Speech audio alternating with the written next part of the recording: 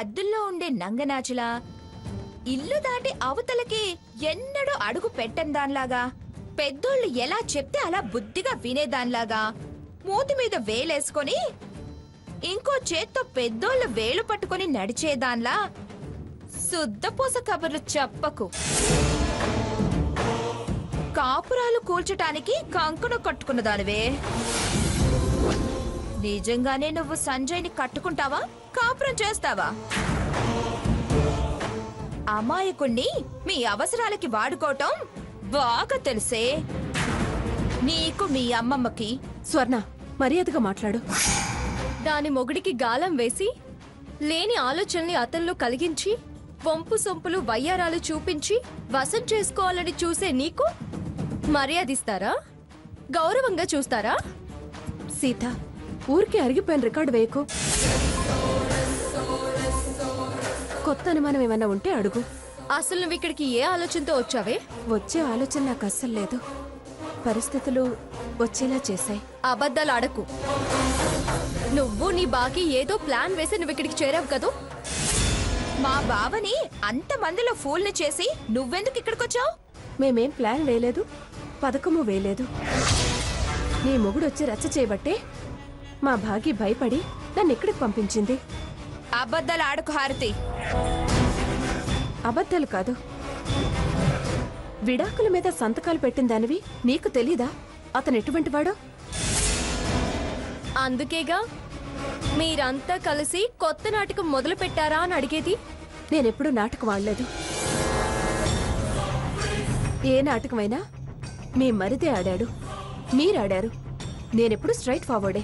ఆహా, మీ straight forwardness company shares ని దొంగచాటిగా మా శత్రువు దగ్గర కొన్నప్పుడే తెలిసింది. నీ దొంగ నాటకం కట్టుకున్న వాడికి తెలియకుండా అత్తగారికి వైద్యం చేయించినప్పుడే తెలిసింది. నేను నా భర్త కోసం చేశాను. మేము మా బతుకు కోసం, నా ఇష్టం కోసం చేశాను. నిజంగా నువ్వు మా బావకి ఫోన్ చేయలేదా? అది అప్పుడే తేలిపోయిందిగా. ఇంకా నీకు డౌట్ తీరలేదా? ఓ, భర్త కదా, పిచ్చి నమ్మకం పెట్టుకున్నావా? తమరి క్యారెక్టర్ ఎంటర్ అయిన దగ్గర నుంచి నమ్మకాలు అపనమ్మకాలయ్యాయి. నీ మీద నిఘా మొదలైంది. మంచిది, కంటిన్యూ చేయి. ఈ మాటను బట్టే నువ్వు మారలేదని అర్థమవుతుంది. నా మార్పుతో మీకేంటి అవసరం? చేతనైతే ఆవిడను ఆవిడ కొంగును ముడేసుకోమని చెప్పండి. అనవసరంగా నన్ను విసిగిస్తే పెద్దవిడికి చెప్పాల్సి వస్తుంది. అమ్మా సీత, ఏం చేస్తున్నారు ఇక్కడ? శూర్పనఖకు సౌకర్యంగా ఉందా లేదా అని వాకప్ చేస్తున్నాం తాతయ్య. ఈవిడి గారు ఏదో పథకం ప్రకారమే ఇక్కడ చేరిందని మాకు అనుమానంగా ఉంది తాతయ్య గారు. ఏంటమ్మా మాటలు? జరిగిన దానికి మీరే కదా సాక్ష్యం. తనను అలా అనుమానించటం, అవమానించటం పద్ధతి కాదు. ఈవిడి గారి దగ్గర పద్ధతులేమీ పాటించాల్సిన అవసరం లేదు తాతయ్య గారు. తనకి మంగ రక్షణిస్తానని తీసుకొచ్చింది. అతిథిగా చూడాల్సిన ధర్మం, మన ఇంటి గౌరవాన్ని కాపాడాల్సిన బాధ్యత మన మీద ఉన్నాయి. అలా చెప్పండి తాతయ్య గారు. అక్క చెల్లెళ్ళిద్దరూ వంతులేసుకుని మరీ ప్రశ్నల మీద ప్రశ్నలు వేసి వేధిస్తున్నారు. అబ్బో, నీకేం తెలీదు. వేలు పెడితే కొరకటం రాదు. వచ్చి పాపాయివి. నిన్ను ప్రశ్నలు వేసి వేధిస్తున్నామా తింగురు పుచ్చమ్మా? చూడండి తాతయ్య గారు, మీ మనవరాలనే మాటలు. స్వర్ణ, మీరు హారతనేమన్నా అంటే మీ అమ్మమ్మనన్నట్టే. తననేదన్నా అవమానించారనుకో, మంగాన అవమానించినట్టే. నీ మీద కన్నే సుంచుతా. పదండి, వెళదాం పదండి. సీత రామ్మా.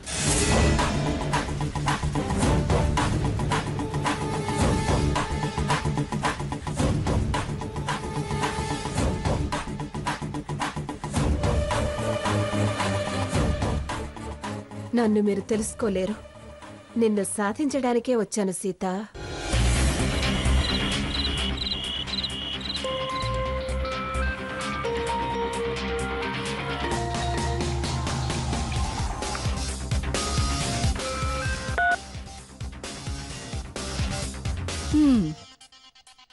మొత్తానికి గృహప్రవేశం అయ్యావు. కోడలిగా కావలసిన దాన్ని కాబోయే కోడలిగా కళ్యాణం కాకుండానే అయ్యాను.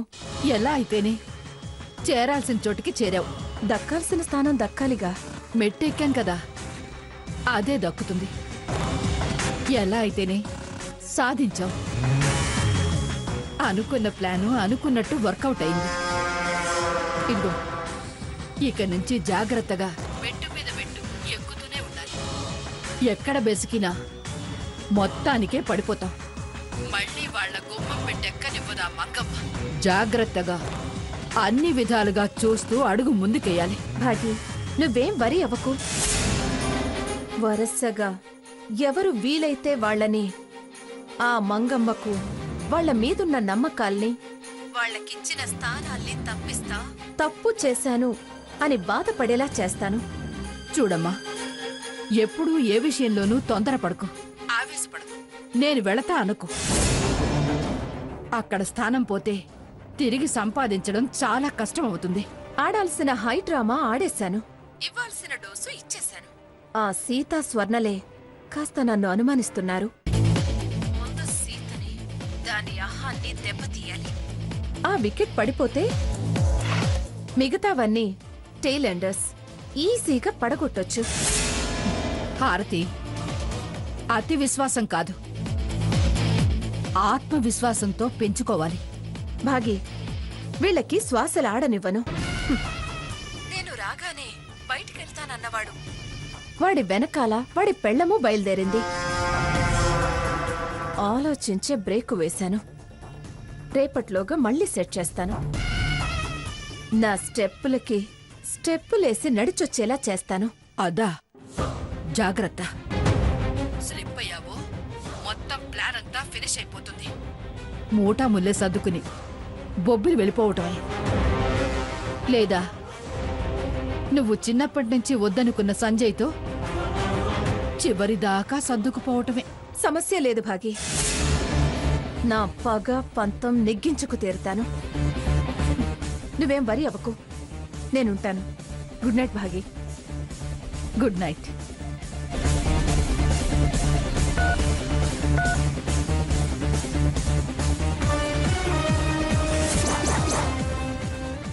రేపటికి అంతా సెట్ చేస్తాను.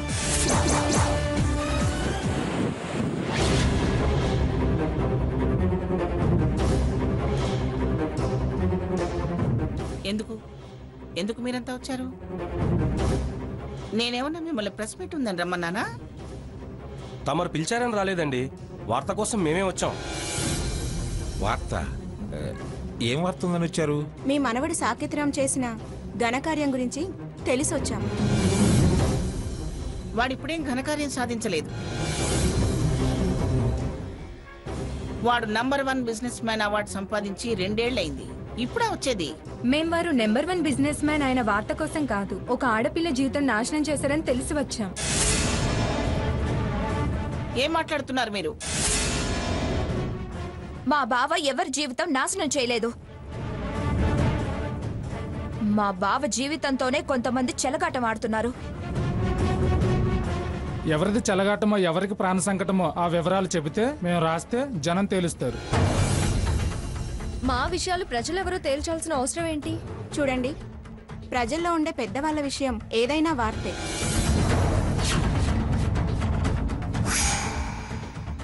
అందులో మంచేదో చెడేదో తేల్చి చెప్పాల్సింది ప్రజలే.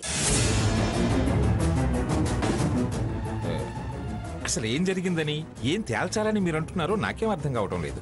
అంత అమాయకంగా మాట్లాడతారేంటండి? వాస్తవం మీరు చెప్తే వార్త అంతవరకే ఉంటుంది. లేదు, మేము ఊహించి కల్పించి రాస్తే మీ పరువు పోతుంది. ఏమిటి మేం చెప్పేది మీరు రాసేది?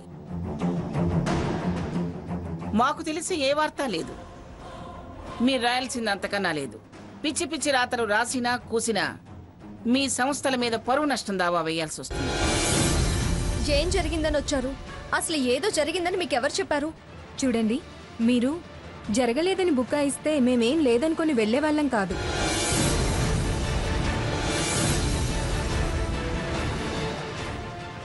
మంగమ్మ గారి మనవడైన సాకేతరాం బొబ్బిలి భాగీరథి దేవి గారి మనవరాల హారతికి మీ హాస్పిటల్లో పనిచేస్తున్న డాక్టర్ సంజయ్కి నిశ్చితార్థం జరుగుతుంటే వెళ్ళి అడ్డుపడి ఆ నిశ్చితార్థాన్ని ఆపి గొడవ చేశాడటగా. చూడండి, మీరు అనుకున్నట్టుగా అక్కడ అలాంటి గొడవలు ఏం జరగలేదు. ఏం జరిగిందో ఎందుకు బయటకు వస్తుందండి?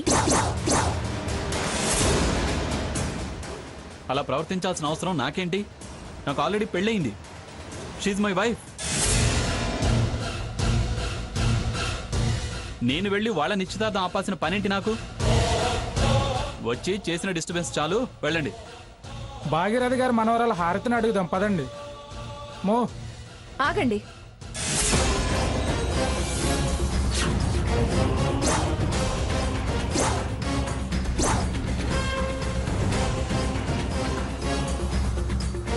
మీరు ఎక్కడికి వెళ్లాల్సిన అవసరం లేదు. ఆ భాగీరథి మనవరాలు హారతి నేనే.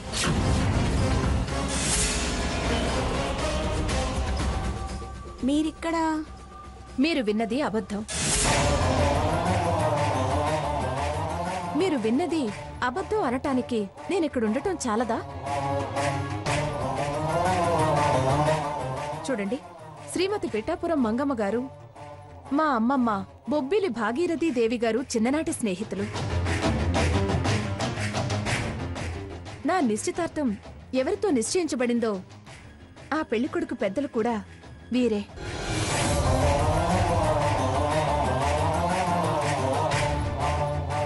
వారు శుభకార్యం జరిపించడానికి వచ్చారే తప్ప వారికి ఆ నిశ్చితార్థం ఆగడానికి ఏ సంబంధం లేదు. మీ నిశ్చితార్థం ఎందుకు ఆగింది? కారణం మీకు చెప్పాలా? అది చెప్పలేము. చెప్పినా మీరు రాయలేరు. సాంప్రదాయాల్లో తేడా వచ్చింది. అది తేల్చుకున్నాక చేసుకుందాం అనుకున్నాం. మీకేమైనా అభ్యంతరమా? జరగాల్సిన కార్యక్రమం జరగాల్సిన టైంకి జరగకపోవడం వల్ల నేను చాలా డిప్రెషన్కి లోనయ్యాను. నన్ను ఓదార్చి ధైర్యం చెప్పి 4 రోజులు నాతోనే ఉందో గాని రా అని పెద్దవారు పెద్ద మనసుతో తీసుకొచ్చారు.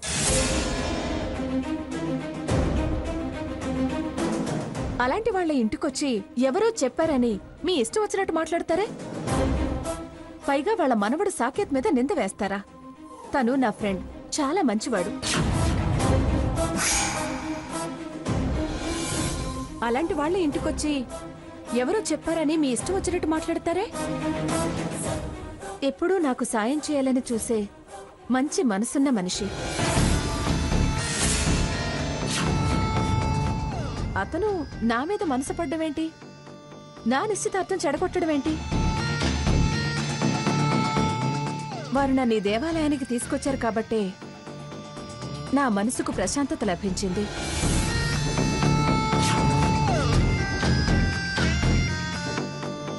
మంగమ్మ గారు నాకు భాగీ తర్వాత భాగీ అంతటివారు. అంతటి వారనే కాదు, అంతకన్నా ఎక్కువే. భాగీ కన్నా ప్రేమగా చూస్తున్నారు నన్ను. నాకు అమ్మ తెలియదు, కానీ అమ్మ అని పిలవాలనిపించేంత గొప్ప ఆప్యాయత చూపించారు. ఎవరో రాంగ్ ఇన్ఫర్మేషన్ ఇస్తే అది నమ్మి వీళ్ళ గొప్పతనం మంచితనం తెలుసుకోకుండా వచ్చి మీకు తోచిన ప్రశ్నలు వేయడమేనా? నన్ను చేరదీసినందుకు వాళ్ళ మనసు కష్టపెడతారా? అయినా మీరన్నట్టు వార్త రాసే ముందు ఆ వార్తకు సంబంధించిన వాళ్లకు చెప్పడం ధర్మం అన్నారే.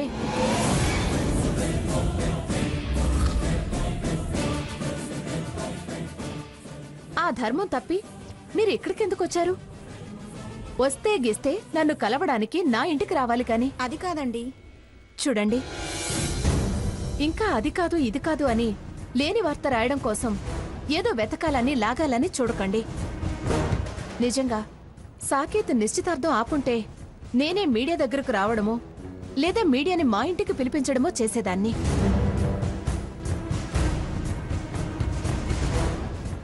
కానీ ఇక్కడికొచ్చి ఇంత ప్రశాంతంగా ఉండేదాన్ని కాదు కదా. మీరు చెప్పేదంతా నిజమని నమ్మమంటారా? అబద్ధం చెప్పాల్సిన అవసరం నాకు లేదు. నమ్మకం కుదరకపోతే వెళ్ళి ఎక్స్ ఎంపీ భాగీరథి దేవి గారిని అడగండి. కష్ట నష్టాలకు లోనైన దాన్నైతే 4 కల్పించి చెప్తాను కానీ వీళ్ళని సమర్థించనుగా. మీ మీద ఏమైనా ఒత్తిడి, ప్రెషర్, బలవంతం, భయపెట్టడం అలాంటివేమీ లేవు. నేను మనస్ఫూర్తిగా స్వేచ్ఛగా చెప్తున్నాను. నన్ను గుండెల్లో పెట్టుకుని చూసుకుంటున్న దేవత మంగమ్మ గారు. నన్ను ఇంట్లో అందరూ అభిమానించేవాళ్లే.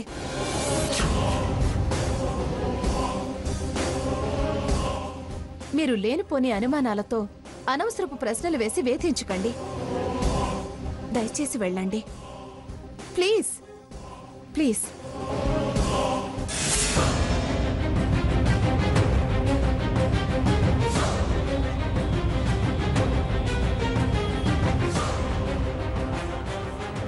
నా మూలంగా కలిగిన ఇబ్బందికి నన్ను క్షమించండి పెద్దమ్మమ్మ గారు.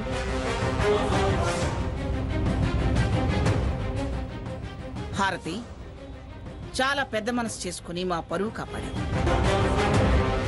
ఏం భాగీరథి, బొకే తీసుకుని మరీ వస్తున్నావు?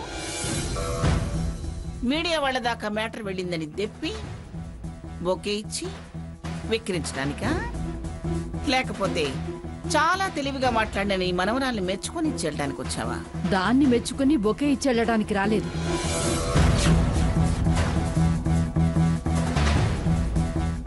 నిన్ను మెచ్చి పొగిడి అభినందించడానికే వచ్చాను. ఎందుకో అభినందించడం? నా మనవరాలికి రక్షణ కావాలని అడగ్గానే పెద్ద మనసుతో నా అండ నుంచుకుంటా అని అభయం ఇచ్చి దీన్ని మీ ఇంటికి తీసుకొచ్చినందుకు.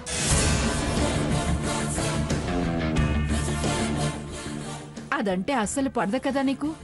ఏదో నా మాట కాదనలేక నన్ను తృప్తిపరచడానికి, నీ మనవడి తప్పు కప్పిపుచ్చుకోవడానికి దాన్ని తీసుకొచ్చావే కాని తిరిగి దానంతట అదే బయటకు వెళ్లేలా చేస్తావు అనుకున్నా.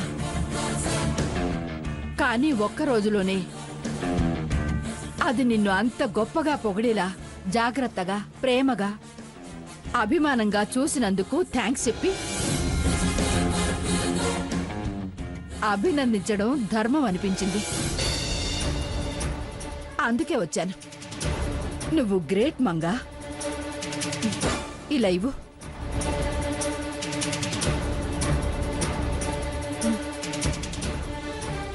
తీసుకో మంగా. Thank you Bhagirathi. ఈ బొకే ఇచ్చి నన్ను బోర్లా పడేసే ఆలోచన ఏం లేదు కదా? నా మీద నీకున్న అభిప్రాయం ఈ జన్మలో మార్చలేను మంగా. తమరి చేష్టలు అలాంటివి కాబట్టి అనాల్సి వచ్చింది.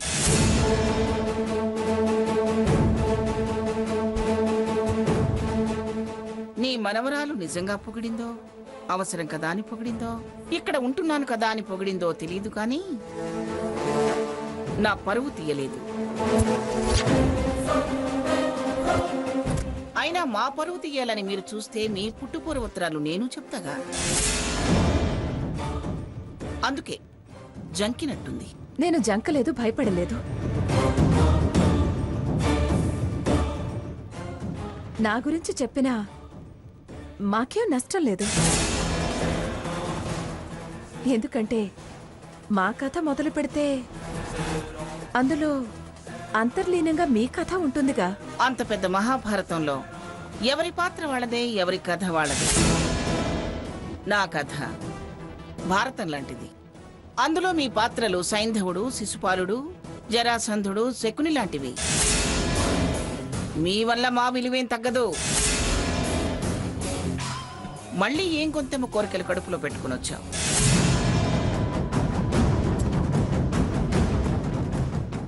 భయం అన్నావు, అభయం ఇచ్చా. ఇక్కడ నా నీడలో ఉంచా. ఇంకా ఏం సాయం చేయాలి, ఏం సౌకర్యాలు కల్పించాలి? అసౌకర్యంగా ఉందని నేనేం కంప్లైంట్ ఇవ్వలేదు. చల్లకొచ్చి ముంత దాచడం దేనికి? చెప్పు, ఏం చేయాలో చెప్పు. నాకు పాలిటిక్స్, పొలిటికల్ లీడర్సే తెలుసు కాని జ్యోతిష్యం, పండితులు, వ్రతాలు, పూజల గురించి అంతగా తెలియదు మంగా. ఈ వయసులో నీకు జాతకాల మీద మనసు మళ్ళిందా?